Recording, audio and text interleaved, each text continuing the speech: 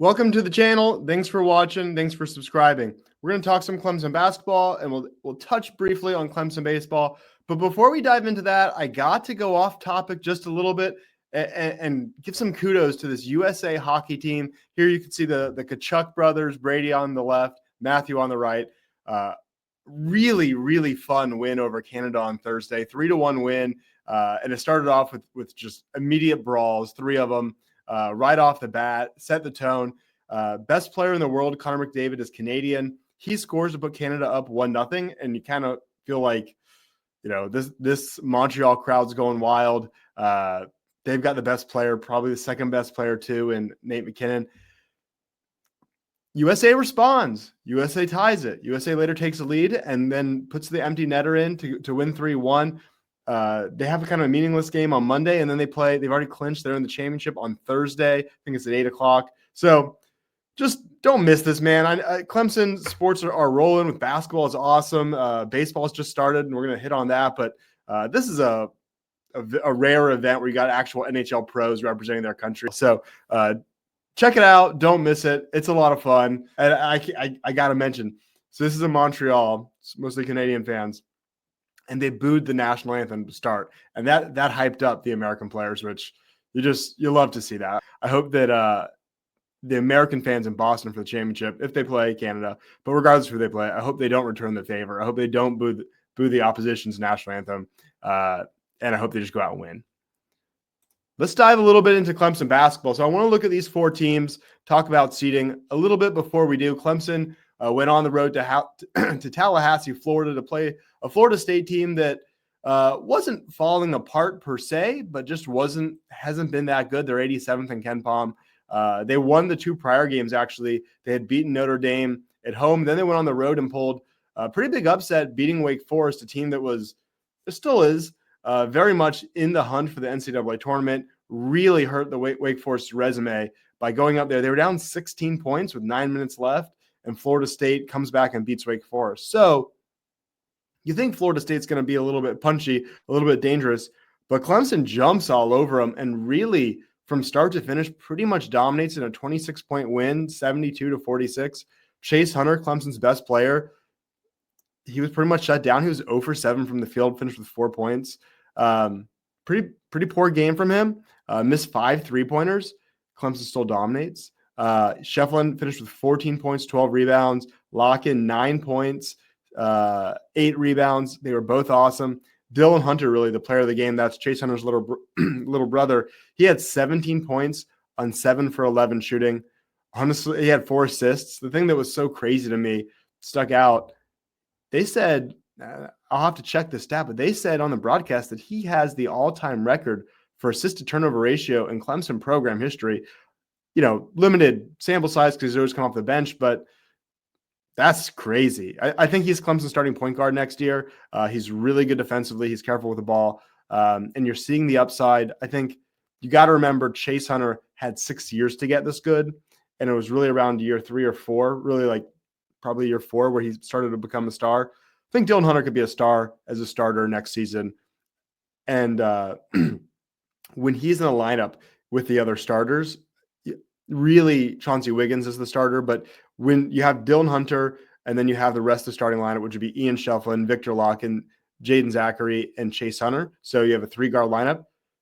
According to Evan Maya, which is like another KenPom, that's the most efficient lineup in the ACC. They develop players and they use the portal. So if they could start recruiting high school a little bit better, this program's got a lot going for it. Now, I want to go back to this. I want to look at this. These are 4 teams. You don't know which one is who. There's teams from 3 different conferences on here. And I want to talk about, just briefly, kind of walk through this sort of blinded resume. So you see Team A, Team B, Team C, and Team D, all 6 or 7 seeds.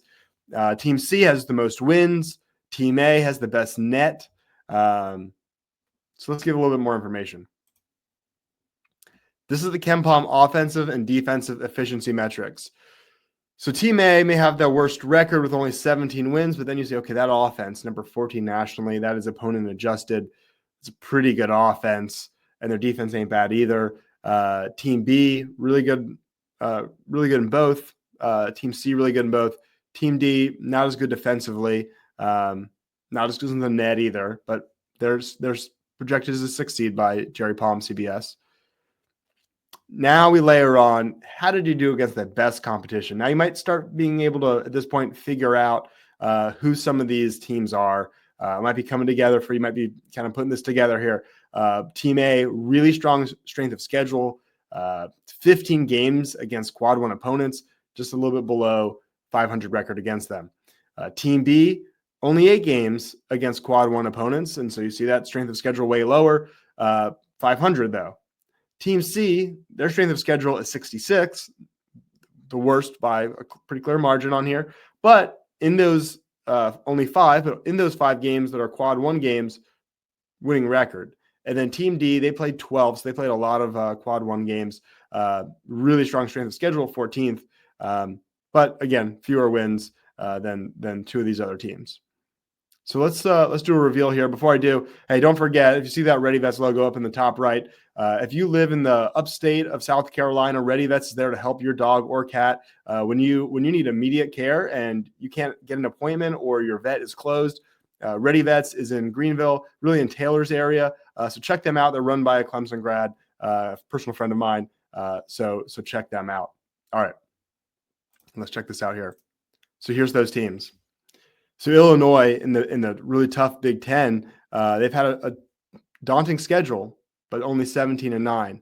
You see Clemson and Louisville extremely comparable in the pretty weak ACC. Their strength of schedule is going to be lower, but in the smaller sample against the better teams, those quad 1 games, they're actually 500 and Clemson's above 500. And then Mississippi State, to me, they're in that really tough SEC and they're getting a lot of credit for it, but should they be? They have 3 fewer wins than Clemson. They're worse than net. They're worse offensively. They're worse defensively. They have a worse winning percentage against quad 1 teams. So feels like they're getting a lot of credit for who they played, not what they did against them. And that is really frustrating. So I'm still optimistic that Clemson, they go on the road on Saturday. They sort of have a bye weekdays this week again. And then they go on the road on Saturday for a quad 1 game in Dallas against SMU. I think that's going to be really tough. SMU is battling for their life. If SMU wins that, they're probably on the inside of the tournament. Still work to do, but looking good. If they lose, they're probably on the outside of the tournament. Not totally buried, but kind of buried.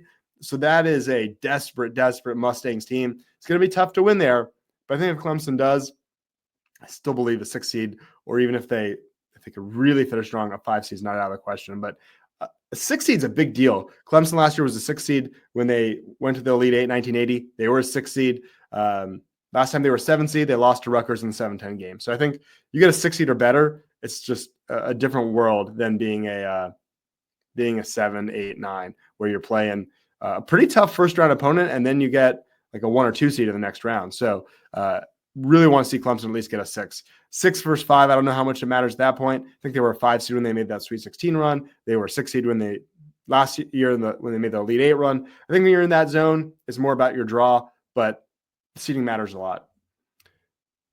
Let's look at baseball a little bit here. Not going to dive into this too much, but the Tigers went to Texas. They played where the Texas Rangers play in this really cool early season tournament. You don't see that a lot, or at least you don't with Clemson, but kind of like what college basketball does at the Maui Invitational and those. They did basically the same thing here.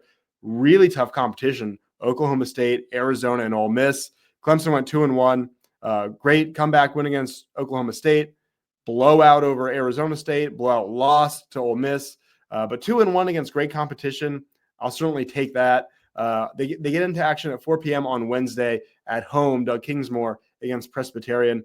They'll have some kind of softer competition before playing South Carolina. That's like the end of February, start of March. That's kind of when people start checking in. So this is a little bit of an early pulse check here. Clemson baseball off to a great start. It's been interesting as this team and really Coach Bakich is making waves, bringing attention to the program. You saw obviously last year in the I guess it was the super regionals, there was kind of the kerfuffle with Florida, him arguing, getting thrown out. He was suspended for the first the two wins. He was actually not there. He was on the radio with William Quackenbush, which was awesome. They did an unbelievable job on the call. But you had kind of that attention, and then Jazz Chisholm, player is actually on my favorite baseball team, the New York Yankees, and is an excellent third baseman last year, will be a second baseman this year, but a legit starter for the New York Yankees, was in Clemson at a Clemson basketball game, and he was there to promote the absolutely ridiculous brand. That's what the brand is called,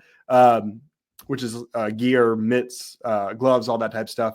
And they've got some interesting stuff. I mean, I think it's pretty good looking. It's not really meant to appeal to someone my age. It's more for 19-year-olds, and that's who it appeals to. So pretty cool that they're kind of bringing that attention. They had a big season kickoff party before the Duke game, the Duke basketball game that Clemson won.